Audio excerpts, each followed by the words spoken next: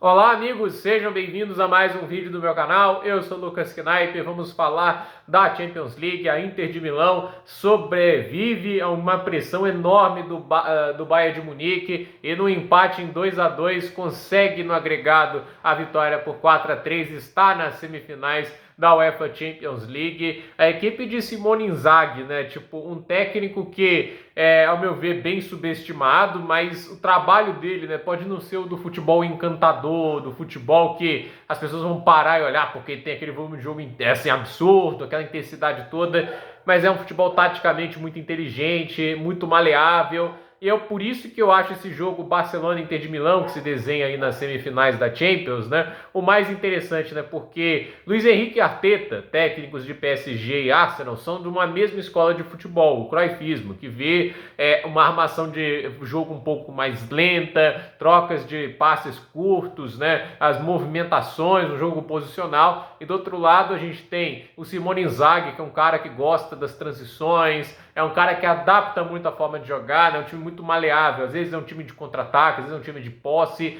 E do outro lado a gente tem o quê? Um futebol agrupado, agressivo, da escola alemã. O Klopp é um dos embaixadores disso e, obviamente, o Hans-Dieter Flick também é. E assim, a gente tem um jogo hoje que o Bayern do Company é valente, luta, mas é muito frágil defensivamente e assim, conseguiu abrir o placar, mas de novo, né, não consegue sustentar na defesa e assim como na ida sofre 2 gols, e tem um limite para o que o ataque pode cobrir da incompetência da defesa, né? E o Kompany não conseguiu acertar os problemas defensivos do Bayern porque não é a ideia de jogo que vá conseguir dar o apoio necessário e o ajuste correto para isso, né? Ele quer um time que tente sufocar o tempo todo o adversário, né? Mas a questão é, você tem os prós e contras. Todo estilo de jogo tem pró, todo estilo tem contra. A gente viu hoje o Ancelotti, um cara ótimo para contra-ataque, um ótimo nas transições, mas para propor o jogo, né, para enfrentar blocos mais baixos, né, e fechados, ele não é um técnico que se destaca tanto.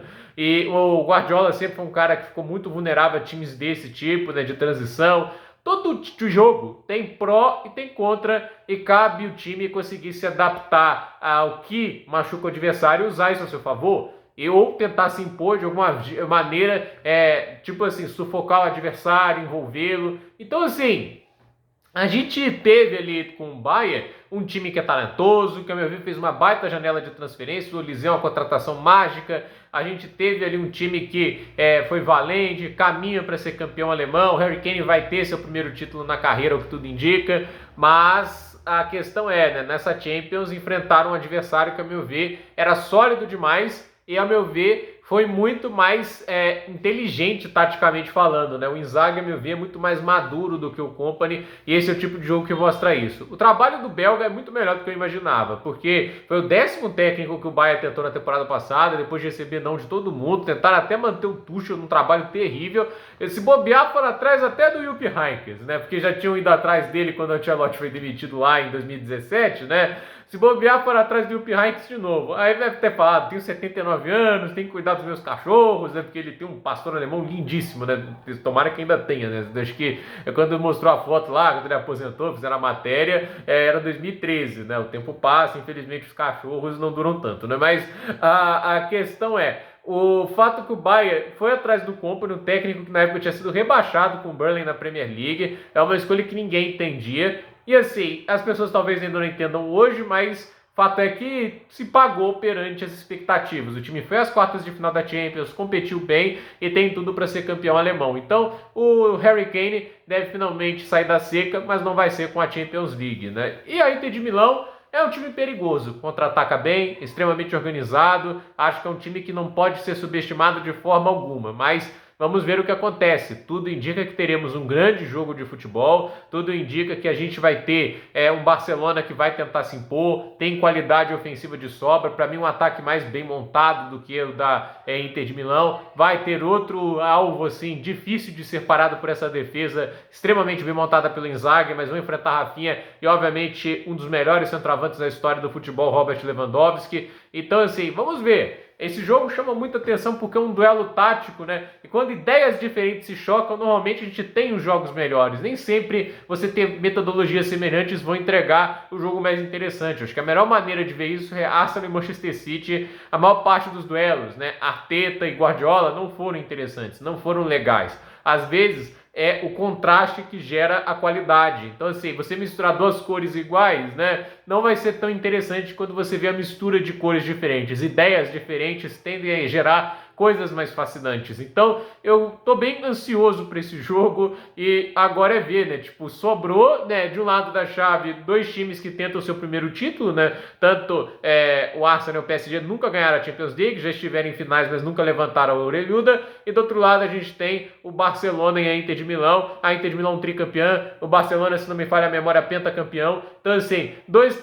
gigantes do futebol europeu contra dois times que ainda lutam por seu lugar ao sol. Um mais recentemente com o PSG, o Arsenal há muitos anos tentando, é um time que tem essa mancha na sua história de nunca ter ganhado uma Champions, porque no final isso pesa muito, ainda mais no debate de grandeza dentro do futebol. Então, assim, vamos ver. Eu acho que essa Champions League vai nos trazer um campeão muito merecido e muito interessante, né? Porque, para mim, em termos de futebol jogado, as 4 equipes que avançam às semifinais estão entre as melhores da Europa. Talvez não sejam as 4 melhores, né? Porque é aquele negócio, o Liverpool caiu antes e tudo isso. Eu acho que o Liverpool vem jogando um futebol mais interessante que o Arsenal, mas ele enfrentou um PSG que vem jogando um futebol maravilhoso também. Mas é aquele negócio, né? Nem sempre ganha quem está jogando melhor e sim quem aproveita as oportunidades. E a Inter de Milão é craque nisso. Então, nunca subestimar essa equipe italiana, nunca subestimar Simone Inzaghi, um dos trabalhos mais sólidos do futebol europeu. A Inter de Milão acertou em cheio em trocar o Antônio Conte por ele, né? O Conte saiu,